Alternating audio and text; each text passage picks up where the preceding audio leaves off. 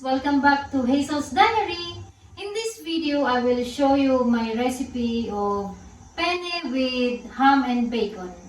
So, the ingredients are, we have the peeled tomato, bacon, ham, sliced onion, celery, fresh basil, and of course the penne integrale. I'm choosing brown because it's more healthy. And also some olive oil and of course salt and pepper. Let's start. Olive oil.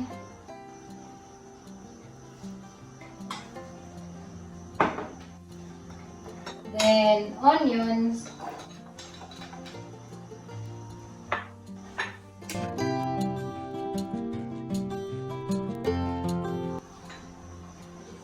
Then celery,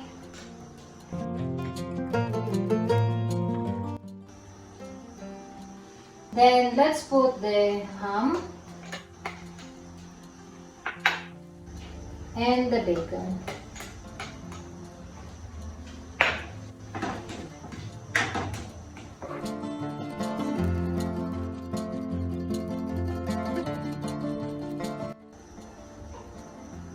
Let's keep for a while till the bacon get a little bit brownish color.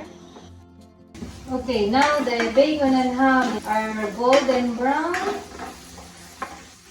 We can put the peeled tomato.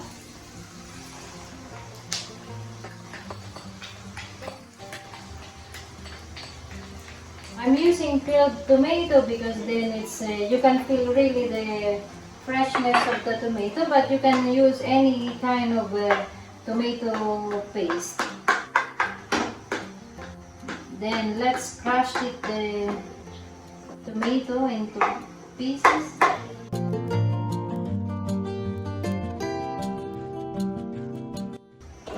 Then let's put some pepper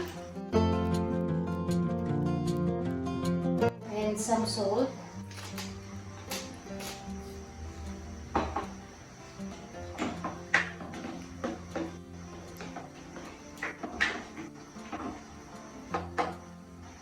And let's wait to boil. And also now our water is ready, is boiling, so we can put the penne integrale.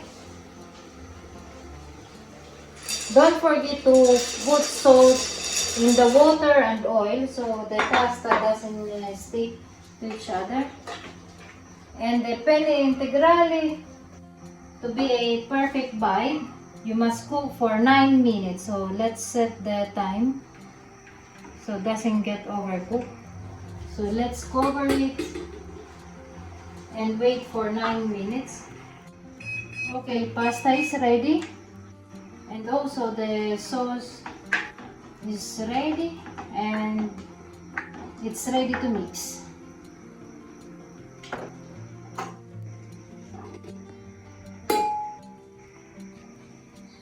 Now we can drain it.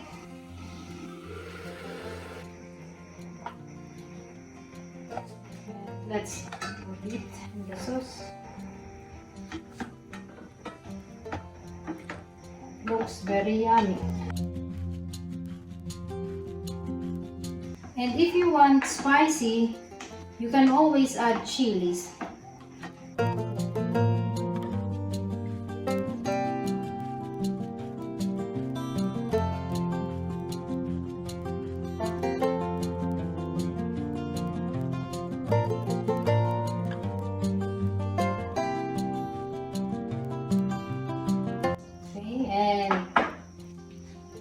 To finish it, sprinkle with parmesan, grated parmesan.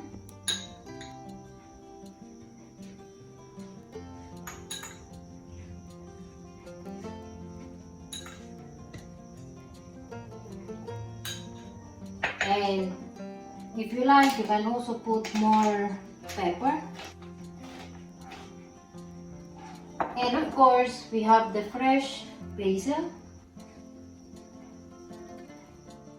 Okay, here it is. This is our penne with ham and bacon. Hope you like it, guys. And thank you for watching my other videos, and hope you like this video. And hope you can try yours, and for sure you will like it.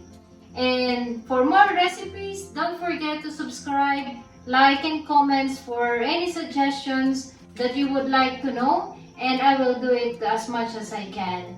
And thank you for watching. Bye! See you on my next video.